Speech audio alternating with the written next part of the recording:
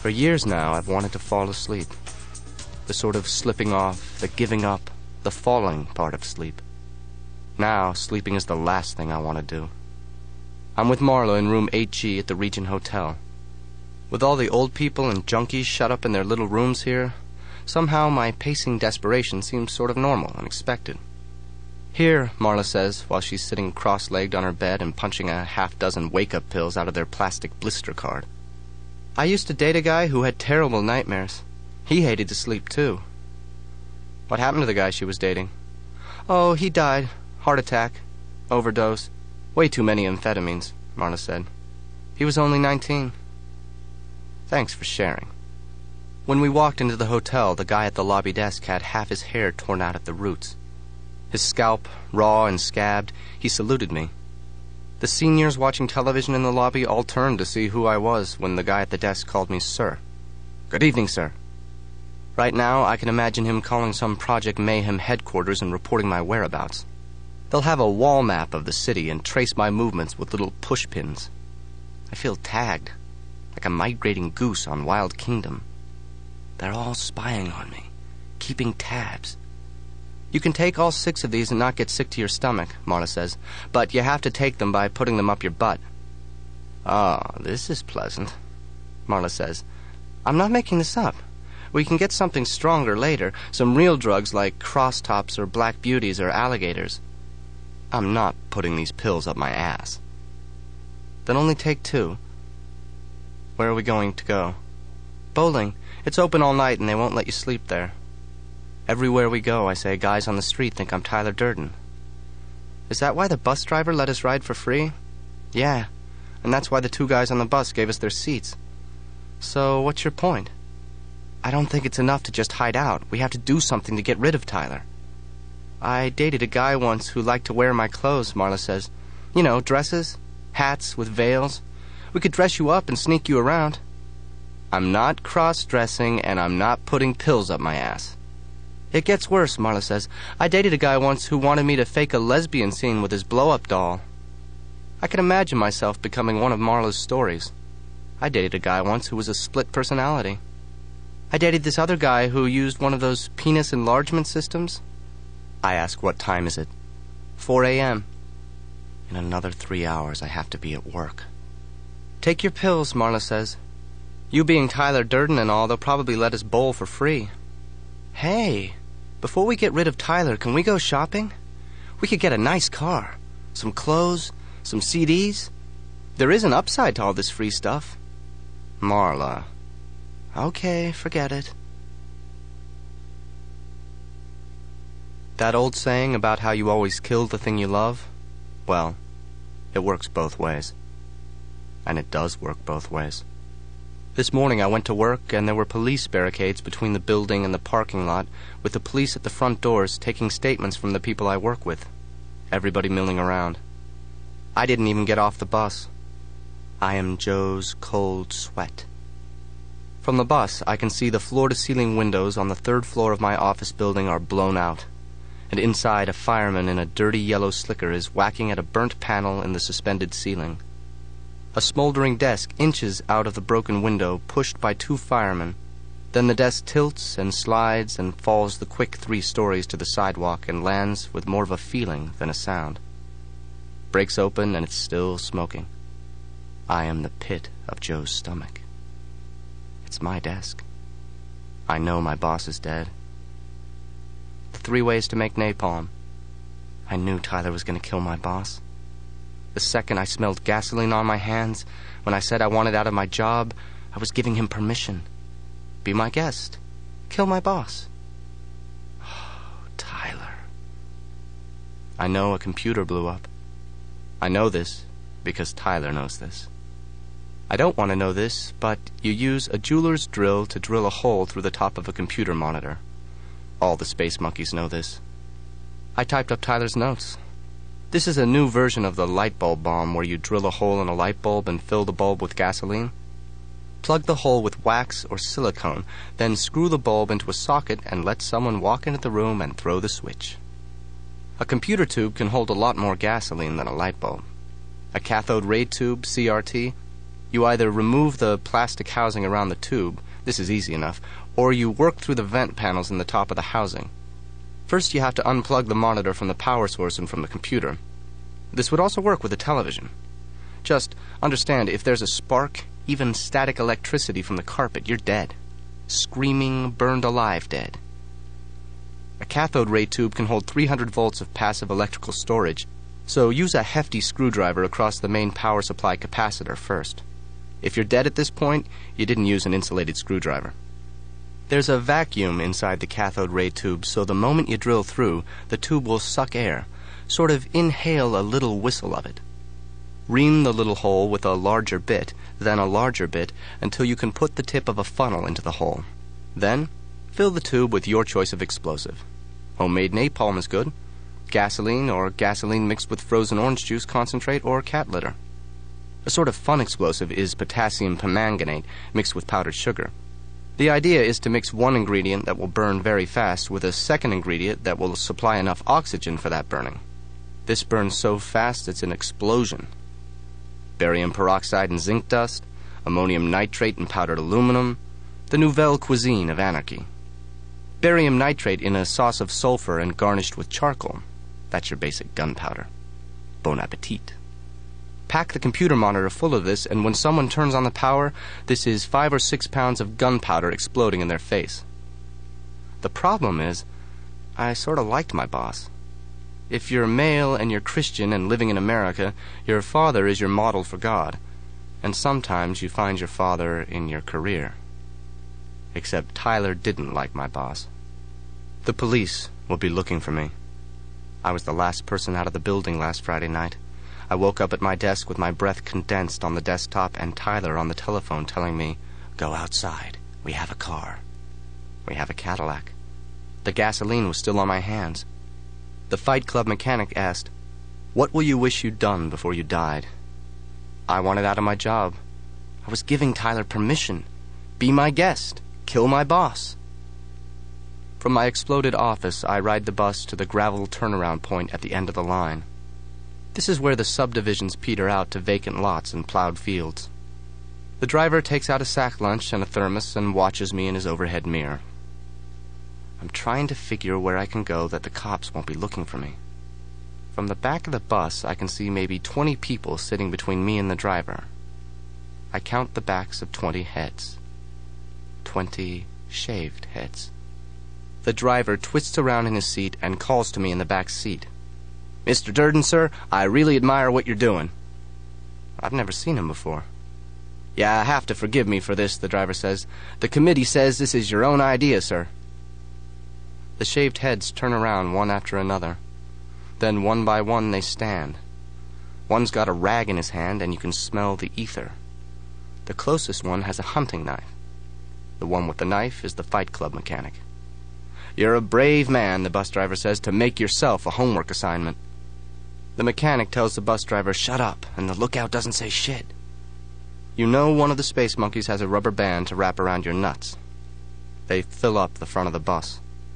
The mechanic says, "You know the drill, Mr. Durden. You said it yourself. You said if anyone ever tries to shut down the club, even you, then we have to get them by the nuts." Gonads, jewels, testes, huevos. Picture the best part of yourself frozen in a sandwich bag at the Paper Street Soap Company. "You know it's useless to fight us," the mechanic says. The bus driver chews his sandwich and watches us in the overhead mirror. A police siren wails, coming closer. A tractor rattles across a field in the distance. Birds. A window in the back of the bus is half open. Clouds. Weeds grow at the edge of the gravel turnaround. Bees or flies buzz around the weeds. "We're just after a little collateral," the Fight Club mechanic says. "This isn't just a threat this time, Mr. Durden. This time, we have to cut 'em." The bus driver says, "It's cops." The siren arrives somewhere at the front of the bus. So what do I have to fight back with? A police car pulls up to the bus, lights flashing blue and red through the bus windshield, and someone outside the bus is shouting, "Hold up in there!" And I'm saved. Well, sort of. I can tell the cops about Tyler. I'll tell them everything about Fight Club, and maybe I'll go to jail, and then Project Mayhem will be their problem to solve, and I won't be staring down a knife. The cops come up the bus steps, the first cop saying, "You cut him yet?" The second cop says, "Do it quick, there's a warrant out for his arrest." Then he takes off his hat, and to me he says, "Nothing personal, Mr. Durden. It's a pleasure to finally meet you." I say, "You all are making a big mistake." The mechanic says, "You told us you'd probably say that." "I'm not Tyler Durden." "You told us you'd say that, too." "I'm changing the rules. You can still have Fight Club, but we're not going to castrate anyone anymore." Yeah, the mechanic says. He's halfway down the aisle, holding the knife out in front of him. "You said you would definitely say that." "Okay, so I'm Tyler Durden. I am. I'm Tyler Durden, and I dictate the rules, and I say put the knife down." The mechanic calls back over his shoulder, "What's our best time to date for a cut and run?" Somebody yells, 4 minutes. The mechanic yells, "Is somebody timing this?" Both cops have climbed up into the front of the bus now, and one looks at his watch and says, "Just a sec. Wait for the second hand to get up to the 12. The cop says, 9, 8, 7. I dive for the open window. My stomach hits the thin metal windowsill, and behind me the Fight Club mechanic yells, "Mr. Durden, you're gonna fuck up the time." Hanging half out the window, I claw at the back rubber sidewall of the rear tire. I grab the wheel well trim and pull. Someone grabs my feet and pulls. I'm yelling at the little tractor in the distance, "Hey!" and "Hey!" My face swelling hot and full of blood, I'm hanging upside down. I pull myself out a little. Hands around my ankles pull me back in. My tie flops in my face. My belt buckle catches on the windowsill. The bees and the flies and weeds are inches from in front of my face, and I'm yelling, "Hey!" Hands are hooked in the back of my pants, tugging me in, hugging my pants and belt down over my ass. Somebody inside the bus yells, "1 minute." My shoes slip off my feet. My belt buckle slips inside the windowsill. The hands bring my legs together. The windowsill cuts hot from the sun into my stomach. My white shirt billows and drops down around my head and shoulders, my hands still gripping the wheel well trim, me still yelling, "Hey!" My legs are stretched out straight and together behind me. My pants slip down my legs and are gone. The sun shines warm on my ass. Blood pounding in my head, my eyes bugging from the pressure, all I can see is the white shirt hanging around my face. The tractor rattles somewhere, the bees buzz somewhere. Everything is 1,000,000 miles away. Somewhere, 1,000,000 miles behind me, someone is yelling, 2 minutes. And a hand slips between my legs and gropes for me. "Don't hurt him," someone says.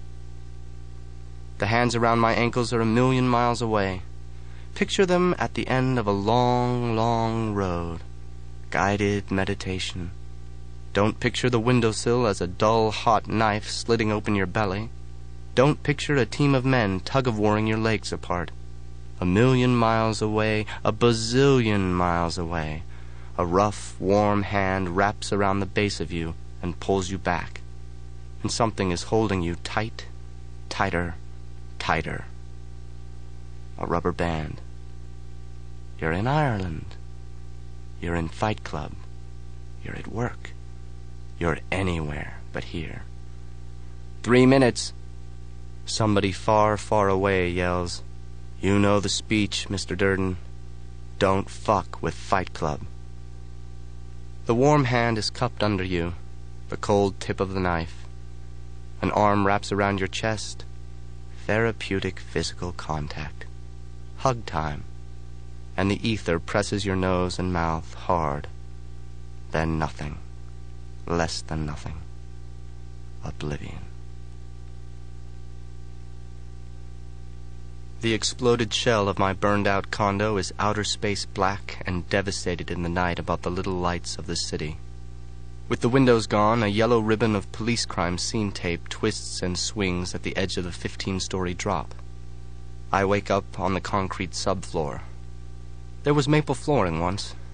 There was art on the walls before the explosion. There was Swedish furniture. Before Tyler. I'm dressed. I put my hand in my pocket and feel I'm whole. Scared, but intact. Go to the edge of the floor, 15 stories above the parking lot, and look at the city lights and the stars, and you're gone. It's all so beyond us. Up here in the miles of night between the stars and the earth, I feel just like one of those space animals. Dogs, monkeys, men. You just do your little job, pull a lever, push a button. You don't really understand any of it. The world is going crazy. My boss is dead. My home is gone. My job is gone. And I'm responsible for it all. There's nothing left. I'm overdrawn at the bank. Step over the edge. The police tape flutters between me and oblivion. Step over the edge. What else is there? Step over the edge. There's Marla. Jump over the edge. There's Marla. And she's in the middle of everything and doesn't know it. And she loves you. She loves Tyler. She doesn't know the difference. Somebody has to tell her, get out, get out, get out. Save yourself. You ride the elevator down to the lobby, and the doorman, who never liked you, now he smiles at you with 3 teeth knocked out of his mouth and says, "Good evening, Mr. Durden. Can I get you a cab? Are you feeling all right? Do you want to use the phone?" You call Marla at the Regent Hotel. The clerk at the Regent says, "Right away, Mr. Durden." Then Marla comes on the line. The doorman is listening over your shoulder. The clerk at the Regent is probably listening. You say, "Marla, we have to talk." Marla says, "You can suck shit." She might be in danger, you say. She deserves to know what's going on. She has to meet you. You have to talk. Where? She should go to the first place we ever met. Remember? Think back. The white healing ball of light. The palace of 7 doors. "Got it," she says. "I can be there in 20 minutes. Be there. You hang up and the doorman says, "I can get you a cab, Mr. Durden. Free of charge to anywhere you want." The Fight Club boys are tracking you. "No," you say. "It's such a nice night, I think I'll walk." It's Saturday night, bowel cancer night in the basement of First Methodist, and Marla is there when you arrive. Marla Singer smoking her cigarette. Marla Singer rolling her eyes. Marla Singer with a black eye. You sit on the shag carpet at opposite sides of the meditation circle and try to summon up your power animal while Marla glares at you with her black eye. You close your eyes and meditate to the palace of the 7 doors, and you can still feel Marla's glare. You cradle your inner child. Marla glares. Then it's time to hug. Open your eyes. We should all choose a partner. Marla crosses the room in 3 quick steps and slaps me hard across the face. Share yourself completely. "You fucking suck-ass piece of shit," Marla says. Around us, everyone stands staring. Then both of Marla's fists are beating me from every direction. "You killed someone," she's screaming. "I called the police and they should be here any minute." I grab her wrists and say, "Maybe the police will come, but probably they won't." Marla twists and says the police are speeding over here to hook me up to the electric chair and bake my eyes out, or at least give me a lethal injection. This will feel just like a bee sting, an overdose shot of sodium phenobarbital, and then the big sleep, Valley of the Dogs style. Marla says she saw me kill somebody today. If she means my boss, I say, yeah, I know. The police know. Everyone's looking for me to lethally inject me already, but it was Tyler who killed my boss. Tyler and I just happen to have the same fingerprints, but no one understands. "You can suck shit," Marla says, and pushes her punched-out black eye at me. "Just because you and your little disciples like getting beat up, you touch me ever again and you're dead. I saw you shoot a man tonight," Marla says. "Oh, it was a bomb," I say, "and it happened this morning. Tyler drilled a computer monitor and filled it with gasoline or black powder." All the people with real bowel cancers are standing around watching this. "No," Marla says, "I followed you to the Pressman Hotel and you were a waiter at one of those murder mystery parties." The murder mystery parties, rich people would come to the hotel for a big dinner party and act out a sort of Agatha Christie story. Sometime between the Bodine of Gravlock and the saddle of venison, the lights would go out for a minute and someone would fake getting killed. It's supposed to be a fun let's pretend sort of death.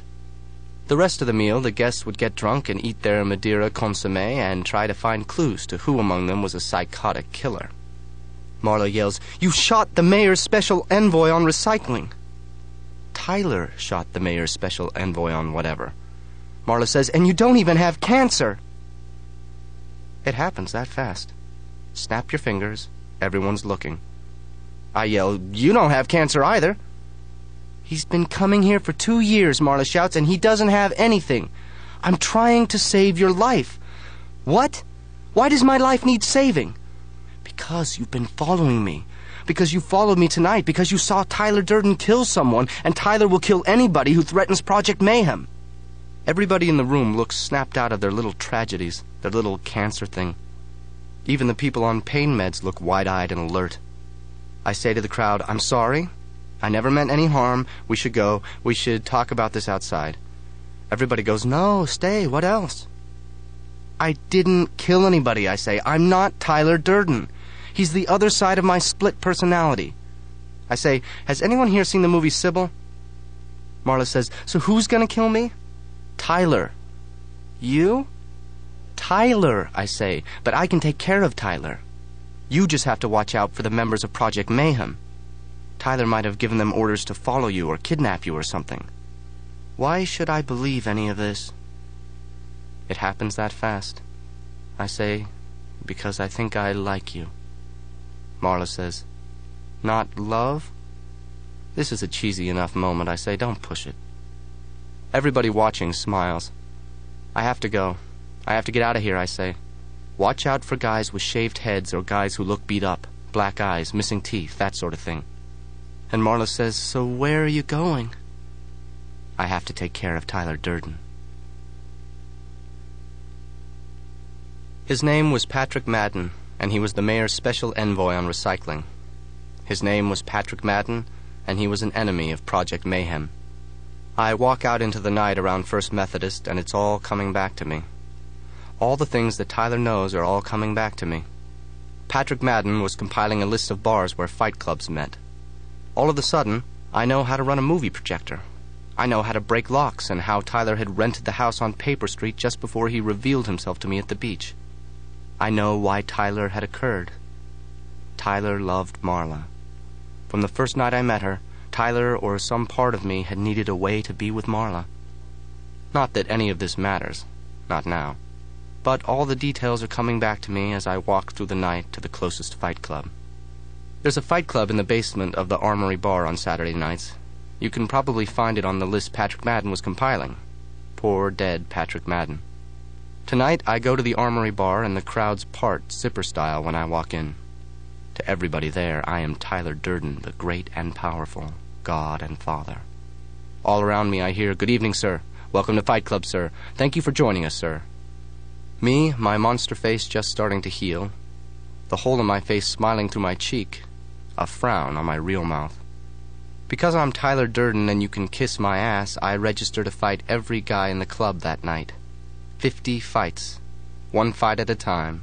No shoes, no shirts.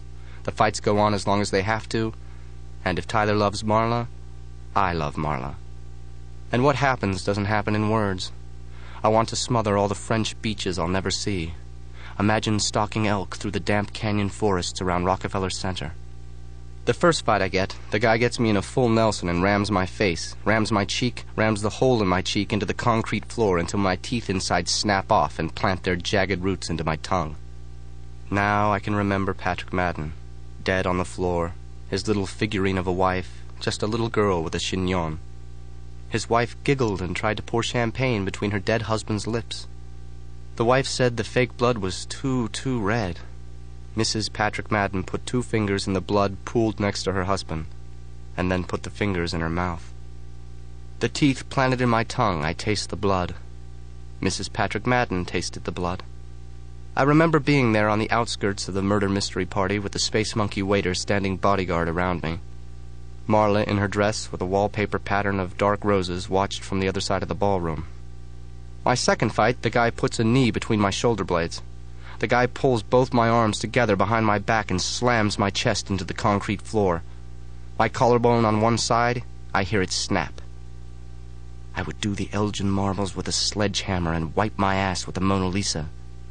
Mrs. Patrick Madden held her 2 bloody fingers up, the blood climbing the cracks between her teeth, and the blood ran down her fingers, down her wrist, across a diamond bracelet, and to her elbow, where it dripped. Fight number 3. I wake up, and it's time for fight number 3. There are no more names in Fight Club. You aren't your name. You aren't your family. Number 3 seems to know what I need and holds my head in the dark and the smother. There's a sleeper hold that gives you just enough air to stay awake. Number 3 holds my head in the crook of his arm, the way he'd hold a baby or a football, in the crook of his arm, and hammers my face with the pounding molar of his clenched fist, until my teeth bite through the inside of my cheek. Until the hole in my cheek meets the corner of my mouth, the two run together into a ragged leer that opens from under my nose to under my ear. Number 3 pounds until his fist is raw, until I'm crying. How everything you ever love will reject you or die. Everything you ever create will be thrown away. Everything you're proud of will end up as trash. I am Ozymandias, king of kings.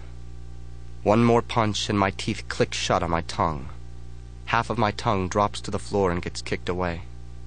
The little figurine of Mrs. Patrick Madden knelt on the floor next to the body of her husband, the rich people, the people they called friends, towering drunk around her and laughing. The wife, she said, "Patrick?" The pool of blood spreading wider and wider until it touches her skirt. She says, "Patrick, that's enough. Stop being dead." The blood climbs the hem of her skirt, capillary action, thread to thread, climbing her skirt. Around me, the men of Project Mayhem are screaming. Then Mrs. Patrick Madden is screaming. And in the basement of the Armory Bar, Tyler Durden slips to the floor in a warm jumble. Tyler Durden the Great, who was perfect for one moment, and who said that a moment is the most you could ever expect from perfection.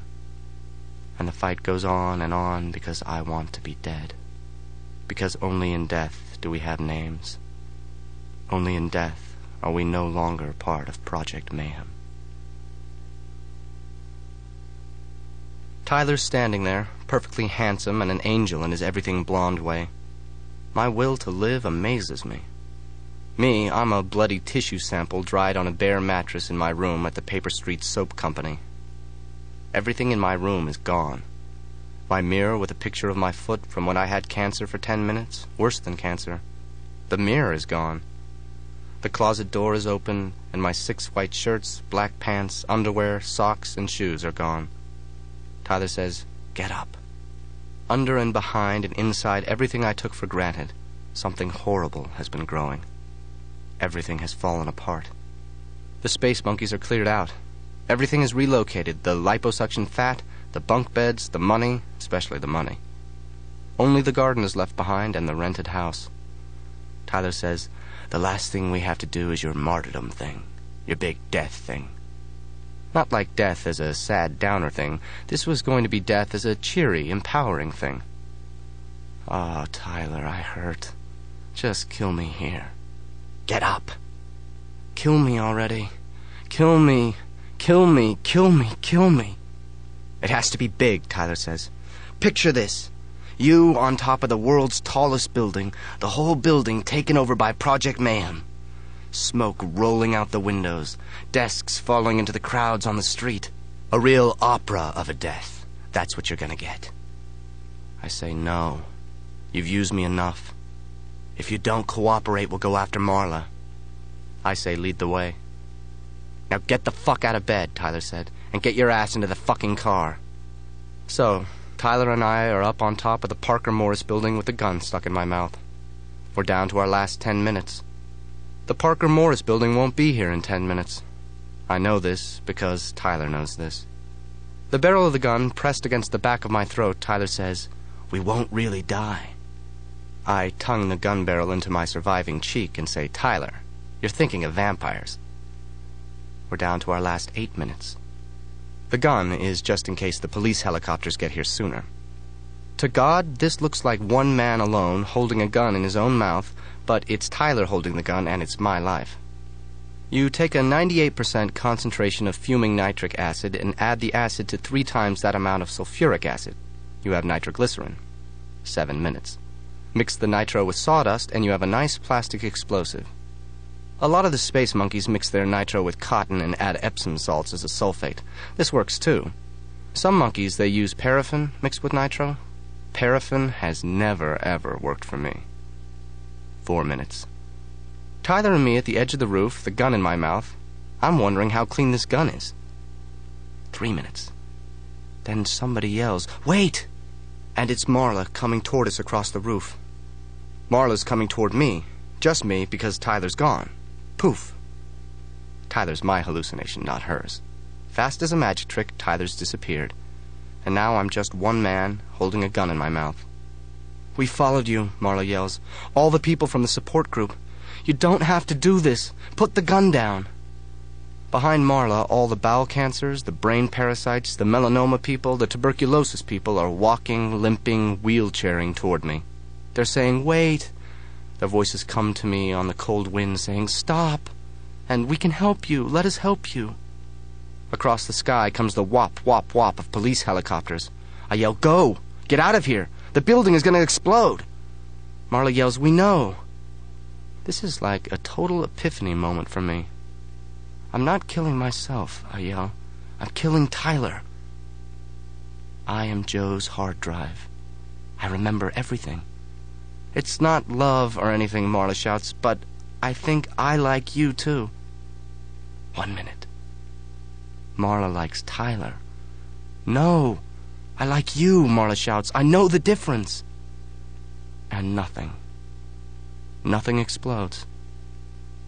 The barrel of the gun tucked in my surviving cheek, I say, "Tyler, you mixed the nitro with paraffin, didn't you? Paraffin never works. I have to do this. The police helicopters." And I pull the trigger. In my father's house are many mansions. Of course, when I pulled the trigger, I died. Liar. And Tyler died. With the police helicopters thundering toward us and Marla and all the support group people who couldn't save themselves, with all of them trying to save me, I had to pull the trigger. This was better than real life. And your one perfect moment won't last forever. Everything in heaven is white on white. Faker. Everything in heaven is quiet, rubber-soled shoes. I can sleep in heaven. People write to me in heaven and tell me I'm remembered, that I'm their hero. I'll get better. The angels here are the Old Testament kind, legions and lieutenants, a heavenly host who works in shifts, days, swing, graveyard. They bring you your meals on a tray with a paper cup of meds. The Valley of the Dolls playset. I've met God across his long walnut desk with his diplomas hanging on the wall behind him, and God asks me, why? Why did I cause so much pain? Didn't I realize that each of us is a sacred, unique snowflake of special, unique specialness? Can't I see how we're all manifestations of love? I look at God behind his desk, taking notes on a pad, but God's got this all wrong. We are not special. We are not crap or trash either. We just are. We just are, and what happens just happens. And God says, no, that's not right. Yeah, well, whatever. You can't teach God anything. God asks me what I remember. I remember everything. The bullet out of Tyler's gun, it tore out my other cheek to give me a jagged smile from ear to ear. Yeah, just like an angry Halloween pumpkin. Japanese demon, dragon of avarice. Marla's still on Earth, and she writes to me. Someday, she says, they'll bring me back. And if there were a telephone in heaven, I would call Marla from heaven, and the moment she says hello, I wouldn't hang up. I'd say, hi, what's happening? Tell me every little thing. But I don't want to go back. Not yet. Just because. Because every once in a while somebody brings me my lunch tray and my meds, and he has a black eye, or his forehead is swollen with stitches, and he says, "We miss you, Mr. Durden." Or somebody with a broken nose pushes a mop past me and whispers, "Everything's going according to the plan." Whispers, "We're gonna break up civilization so we can make something better out of the world." Whispers, "We look forward to getting you back."